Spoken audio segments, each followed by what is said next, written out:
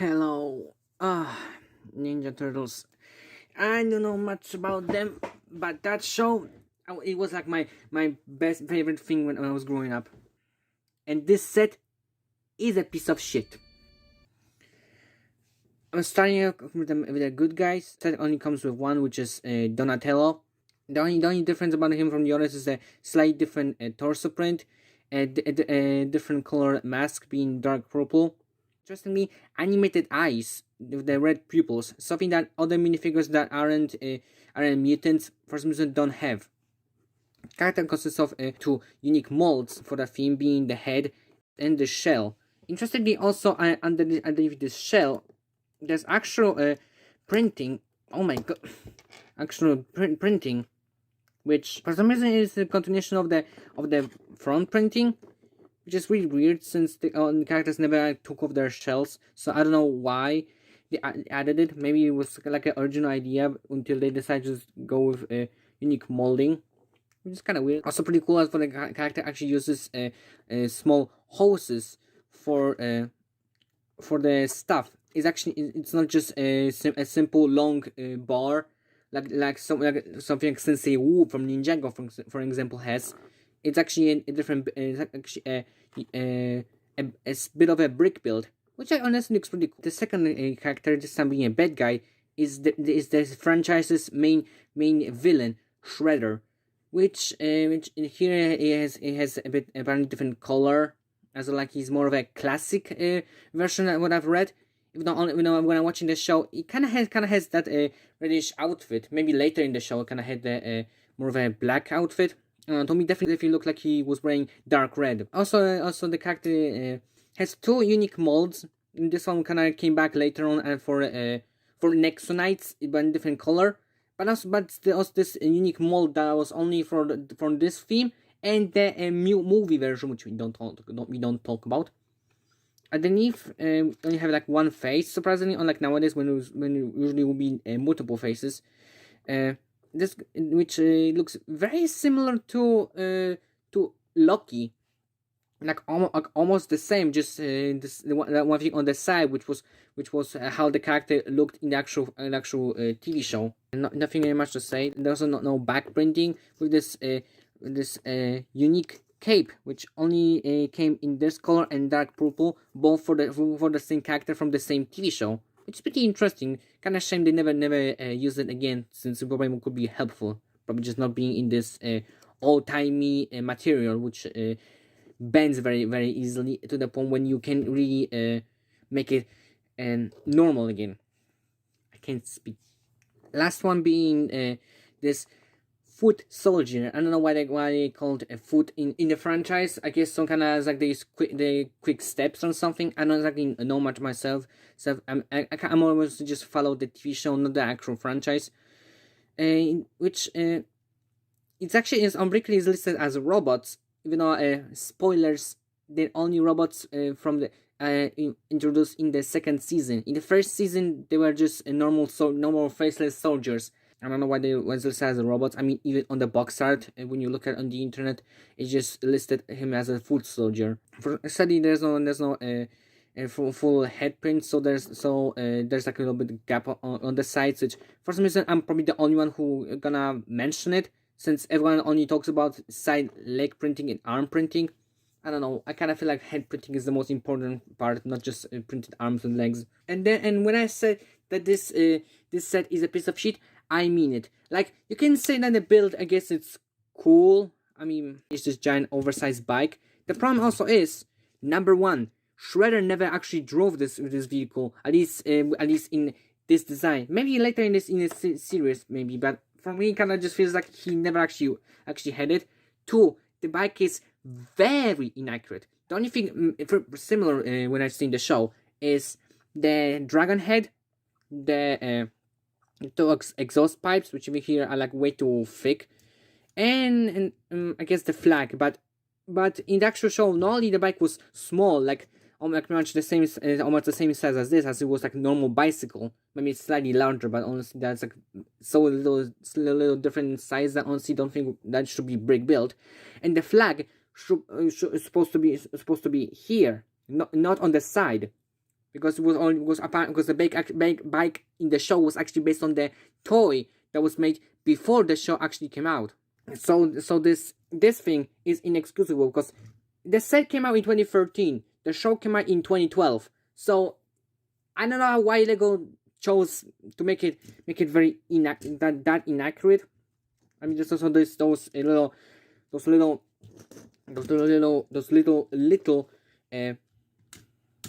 flickers, which also doesn't appear in actual vehicle, since again it's supposed to be a bicycle, not a freaking giant death machine or something. Unless it actually is actually based on something. Again, so far I haven't seen anything like that happening in the show, so maybe I'm wrong, maybe I'm correct. I don't know. If you actually remember watching that show and remember well, please let me know, because I really want to know. Oh yeah, also the side build, which I didn't mention. This being what I could consider a shell board. I don't know. It's actually one of my favorite vehicles, actually, because it's very simple, very, you can say, plain, but it has something in its build that's like very unique compared to anything even made later on, run by Lego. It has very like slick design. You can here store a weapon, and it looks honestly even better. And you put character on the side. And so like how they control it is, I can control with this lever. I don't know how that works. So because I don't know if it's original Lego vehicle or this is something that they actually built in the show. Again, I'm only in the middle of a second season, so I'm not exactly that far in, and I don't want to spoil it to you guys, because you should check out the show, even though it's very baby-like. I still recommend it. And I mean, yeah, that's pretty much it. There's no any like shooting gimmick or anything like that. It's very simple. But I mean, if I actually find this to be the most fun part of this entire kind of crappy set. And also, this set also consists also of this uniquely printed map, which actually oh my god, it's so bright. Actually, pretty much in the style of the show. That very unsymmetrical kind of curvish feel to it. I mean, kind of, to me, like when you look closer and compared to the show visuals, we can kind of probably see the resemblance. And what's exactly the entire map is that this small tiny X is apparently as like a location of where the turtle's lair is. I can't speak. I don't know exactly if that was also in the show, because I mean he's very the Shredder in that show is like very crazy on killing his rival Splinter, aka the Turtles Sensei Wu.